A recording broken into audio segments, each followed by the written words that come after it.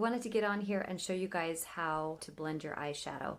So I came across a couple tips in the past month or so, and they've really helped me blend my eyeshadow, and hopefully they'll help you too, no matter what eyeshadow you're doing or how many eyeshadows you use, okay? I'm just gonna show you this look, and I'm gonna do it on the other side, obviously, but this is just a two-tone look. So I have a lighter tone, which is called Bubba, and then I've got a darker tone, which is called Zion. Now I've got green eyes, so I typically stay in the browns and neutrals, but today it's just gonna be about some tips that can help you blend from one tone into another and make it look a little bit more seamless. The very first thing to remember is to prime your eyelid. Now this is a tip that I missed pretty much my whole life, and I avoided it. If you look at your eyelid, so on this side I've got some scarring. I've got a purple scar that runs down this way. I've got a lot of veins in here, and I've got some freckling up here, but you can't see them because I primed the eyelid. On this side, I've also got some freckling, and I've got some veins, and this side is not as bad, I would say, as far as discoloration as this side. So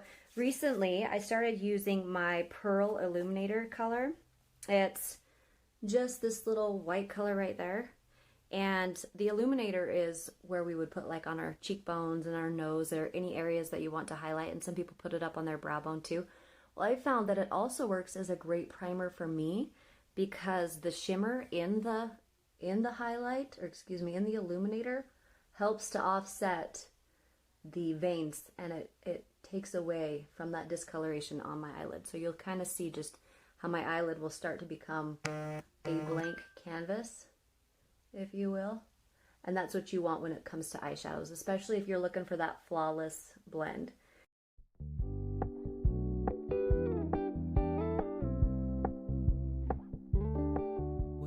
I also have hooded eyes, so that just means that I've got the skin that just kind of comes and sets down on my lid. So if you look over here, on this side you can't tell as much because I've got the eyeshadow, it's contouring my eye. But this side you can definitely tell because I just brightened it up. So it draws attention to that area. But you'll see how that eyelid is, or excuse me, that skin is just sitting down on my eyelid. So what that does is I get really oily eyelids, which is funny because I have dry skin, but I get really oily eyelids. My eyeshadow tends to crease if I don't go in after I prime it and set it with like a powder. So I go and use my setting powder. I just use my Vanilla Dust setting powder. Just take just a blend brush, my blend brush, it's just a foundation brush. And I just go and pat that powder on top of that illuminator. Other thing with this setting powder tip is that your eyeshadow is gonna blend more smoothly because it's on a powder. So it's going to not just stick to whatever you have on your eyelid, like a highlight or some kind of primer. If it doesn't dry and it's still kind of tacky, your eyeshadow is not going to blend as well. I'm just going to check my eyeball. Let's see. I think we're good. It's just minimize those veins and all of that, so it's going to allow my eyeshadow colors to come through and not have these weird little spots and specks. All right, so I'm going to go in with that Bubba color, which is this lighter brown color. And I'm actually going to use this is our eyeshadow brush. I'm going to use the blending side to put this part on, and I'll show you why. Because this one does not have to be as precise as the darker color. So I can use the blend side. I also want to say wherever you put the color first is where it's going to be the darkest. I like to target mine right there because that helps to offset that hooded eye already, just putting it there. That's where I put it. A lot of people will start inside of their crease down here. If I did that, you wouldn't be able to see mine, so you've got to determine if you have hooded eyes or not. And we can do a whole other video on hooded eyes, but I'm just showing you wherever you put that color first is where it's going to show up the darkest, okay?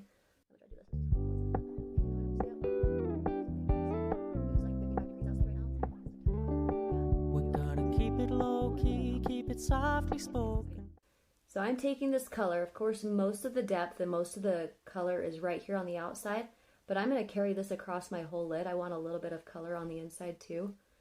That's just the way I like it, and that just comes down with playing with it, guys. That's going to be your biggest friend when it comes to eyeshadow, is playing with it. It's kind of intimidating at first, but if you have a few tips in your belt from the get-go, it just makes it a lot easier. All right, So I'm just gonna smooth out. This is really important too. Where you hold your brush is really important. If you're holding it really close, you're not gonna get the spread as well as you want. So it's not going to be an even spread as much as if you have if your hand's further back on the brush and you have a lighter hand, it just fluffs out better.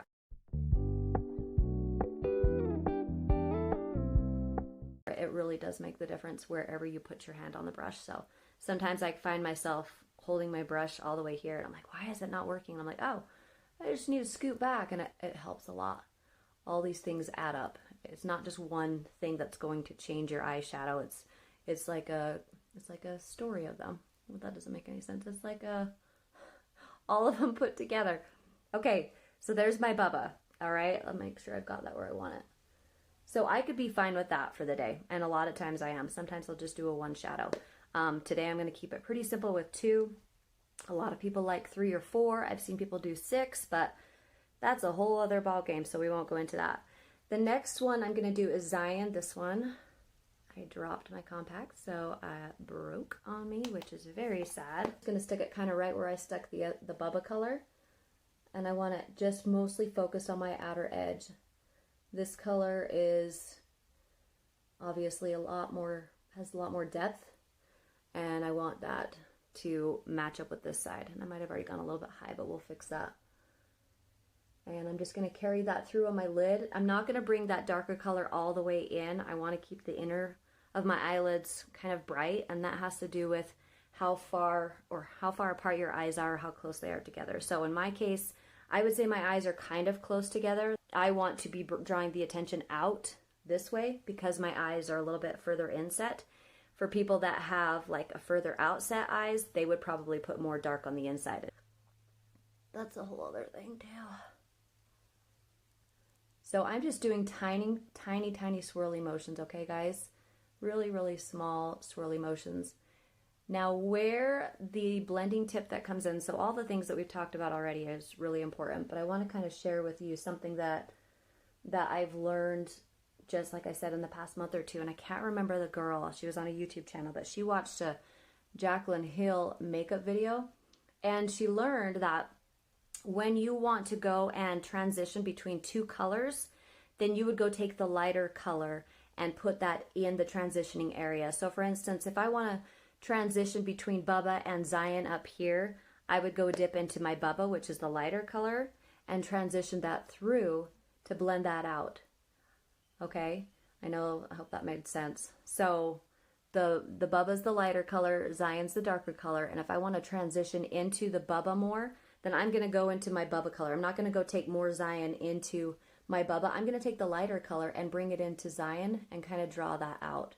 It's a really great way to blend those colors in. If I was to do a third color, if I want to put the brown on, I put the dark brown on here, and I want to transition up into my other 2 colors, I would go dip into a little bit of my Zion and then my Bubba, and I would blend those into the trust, and it just makes this like gradient color. So anywhere you want to soften the look, go into a setting powder.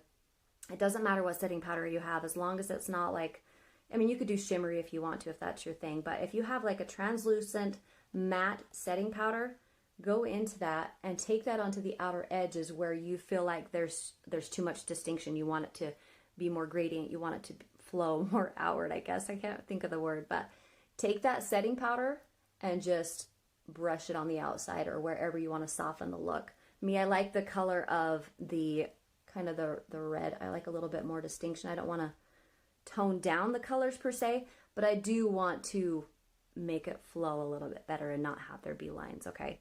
The last thing I'm going to do with my eyeshadow is I'm just going to bring it to my under eye. I start with the dark color first on the under eye, and I'm only coming halfway in. If I bring it too far in, it makes my eyes look closer together, just the way my eyes are set.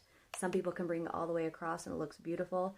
Oh, and then the second color, I'm just bringing that second color down below on that part. I'm going to feather that out and up. So that's it, guys. That is my two-toned eyeshadow look. But again, the tips that you want to remember when blending, sorry, I'm like really low. When blending your eyeshadow is, of course, prime. If you have oily eyelids or you have troubles with creasing on your eyelids like me, because you have hooded eyes or something like that, make sure that after you prime it, if your primer does not dry to like kind of a powdery touch, then put a translucent setting powder on top of your primer.